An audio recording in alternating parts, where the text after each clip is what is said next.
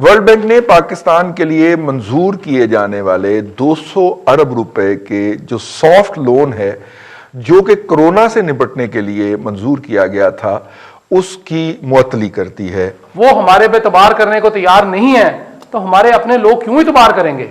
मुझे सिर्फ इसका जवाब आप दे दें।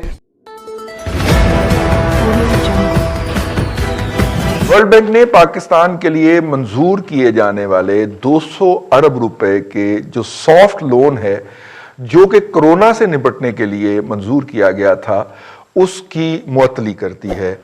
पाकिस्तान के नामवर सहाफ़ी शहबाज राना साहब जो खुद एंकर भी हैं, टीवी पे प्रोग्राम भी करते हैं और एक्सप्रेस ट्रिब्यून में लिखते भी हैं, उन्होंने ये खबर दी है।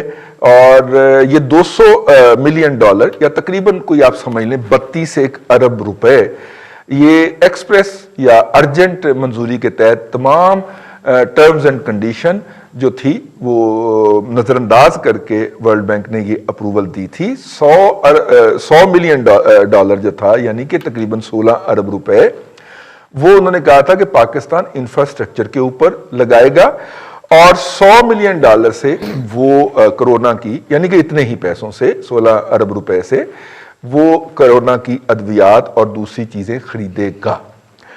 अब वर्ल्ड बैंक ने जो रिपोर्ट दी है, जो उसकी रिपोर्ट है वो जो थी वो मॉडरेट सेटिस्फैक्ट्री था।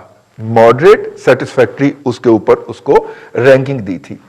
और जो ताज़ा तरीन उन्होंने रिव्यू जारी किया है जिसके ऊपर हमारी पीटीआई की हुकूमत जो है वो बकायदा धमाल डाल रही थी और इसकी सेलिब्रेशन शुरू करने लगी थी कि जनाब हमने कोरोना के पहले मरहले को बड़ा अच्छी तरह कंप्लीट किया है, वो एन उससे पहले उसका ये कहना कि आप मॉडरेट अनसेटिस्फैक्ट्री रैंकिंग में चले गए हैं।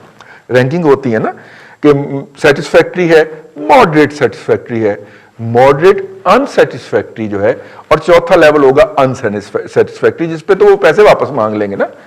अब हुआ क्या है? हुआ ये है कि जो इंफ्रास्ट्रक्चर डेवलप करना था कोरोना के लिए उस इंफ्रास्ट्रक्चर पे इतना काम नहीं हो सका कि जो हमने कोरोना के हवाले से एग्जिस्टिंग हॉस्पिटल्स में जो फैसिलिटीज डेवलप करनी थी, जो सहूलतें तामीर करनी थी, उनके PC1 तक अप्रूव नहीं कर पाई। ये 4 अप्रैल 2020 को उन्होंने ये जारी किया था। उन्होंने कहा था कि अर्जेंटली आपने ये सब कुछ करना है। PC1 उसका मुकम्मल नहीं हो सका। ये वर्ल्ड बैंक ने जो हालिया रिपोर्ट जारी की है गुज़िश्ता वीकेंड के ऊपर और जिसको हमारे दोस्त अजीज भाई ने खबर की शक्ल दी है, उन्होंने कहा जी मॉडरेट अनसेटिस्फैक्ट्री लेवल तक आप चले गए हैं। अच्छा, उधर PC1 अप्रूव नहीं हुआ और दूसरी तरफ जो बाकी के 16 अरब रुपए थे उनसे जो परचेजेस करनी थी, जो खरीदारियां करनी थी, उसका जब डाटा NCOC ने ऑनलाइन डाला है तो उस डाटे के अंदर खौफनाक इनडिस्क्रिपेंसीज हैं, मल्टीपल काउंटिंग है, यानी एक चीज एक दफा खरीद के 5 दफा काउंट की गई है और उसके ऊपर भी उन्होंने अनसेटिस्फैक्शन का इजहार किया है। जो NCOC का, वो भट्टी साहब बताएंगे MCOC है या NCOC? NCOC का जो उन्होंने जो ऑब्जर्वेशन जारी किया है, तो दोनों फ्रंट के ऊपर मौजूदा हुकूमत की शदीद नाकामी के बाद उन्होंने कहा भाईजान जो 4 पैसे आपको जारी हो गए वो तो हो गए हैं, अब मजीद जारी नहीं होंगे, हम इसको कर रहे हैं मुंजमद। पहले आप जाइए और पूरा होमवर्क करके और अगले रिव्यू के अंदर जो कि अगले महीने होगा आप वापस तशरीफ लाइए, फिर हम देखते हैं कि बाकी के पैसे आपको जारी होने भी हैं कि नहीं। आपसे शुरू कर लेते हैं, मुमताज भट्टी साहब को बाद में चलते हैं। भाईजान वो पैसे आते आते 32 अरब रुपया आना था हमारे पास, वो आते आते उन्होंने रोक लिए साइयों ने। उन्होंने कहा जी आपने कोई बेसिक वर्क ही नहीं किया, होमवर्क ही नहीं किया आपने, कोई इंफ्रास्ट्रक्चर के ऊपर कोई ये वो, तो आप तो भाईजान कोई पैसे नहीं है, पहले करें जाकर कोई काम करें, हमें दिखाएं तो फिर हम आपको पैसे देंगे। तो ये काम ना वसीम अकरम प्लस से हुआ है, ना इमरान खान साहब ने किया है, ना वो परली तरफ KPK में हुआ है, तो ये काम किसने करना था सर? रईस साहब वो काम तो असल में हुआ इसलिए नहीं कि जो लूटमार हुई है ना जी माजी में, जिसपे मियाँ नवाज शरीफ साहब सर फहरिस्त, आसिफ जरदारी साहब सर फहरिस्त, शहबाज शरीफ साहब सर फहरिस्त और अपोजिशन की दीगर पार्टियों के रहनुमा सर फहरिस्त, अब काम करना था उन्होंने। अच्छा, वो तो चले गए बाहर। तो फिर वो कागज भी साथ ले गए, पेंसिलें भी वो साथ ले गए जिससे आपने लाइंस ड्रॉ करनी थी और अफसर भी साथ ले गए। जी अफसर भी साथ ले और गए। अफसर भी जो है ना वो कुछ था, एक अफसर तो आज बेचारे को जमानत मिली है बड़ी मुश्किल से। आप शुरू में बात कर रहे थे कि जी हुकूमत जो है वो अवाम एतबार क्यों नहीं करती हुकूमत पर।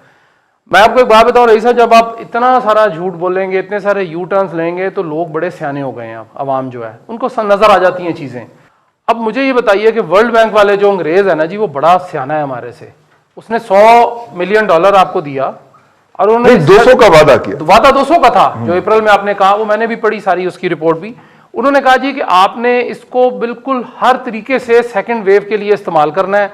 उसके लिए इंफ्रास्ट्रक्चर, ये नहीं कि सड़क और पुल बनाने हैं, उसका मतलब ये था इंफ्रास्ट्रक्चर का। वो आपने वसीम अकरम प्लस की बात की, वो समझे शायद इंफ्रास्ट्रक्चर की मुराद है अंडरपासेस और ओवरहेड ब्रिजेस बनाने, वो उस पर तो नहीं बन सके उनसे।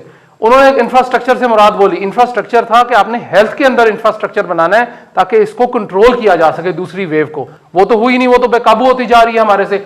आज की जो फिगर है वो 57 लोगों की फिगर है जो वजीर आज़म साहब ने खुद कोट की है, मैंने कोट नहीं की। अब जो आपने बात की जी कि एड के ऊपर, रईस साहब बात ये है कि अगला बंदा अगर हमें पैसे देगा रहा तो हमारे से हिसाब भी लेगा। सही। उसने अगर अप्रैल में हंगामी बुनियादों पर यह कहा था जी कि मैं आपको 100 रुपया दे रहा हूं, इस 100 रुपये में से आपने जो जो कुछ करना मुझे करके दिखा दें।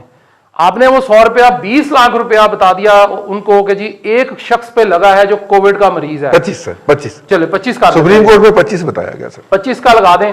मुझे बताइए कि क्या टूटे बेड्स, बासी खाना, एक अदद केला जो वो भी खराब, सेब जिसके अंदर खराब या कीड़ा लगा होता है, ये 25 लाख रुपए में 15 दिन में खर्च हो सकता है? मैं तो नहीं कर सकता जी, मेरे से नहीं होता। इन्होंने उसके ऊपर हिसाब दिया, उनको पता चल गया कि अंदर हो क्या रहा है।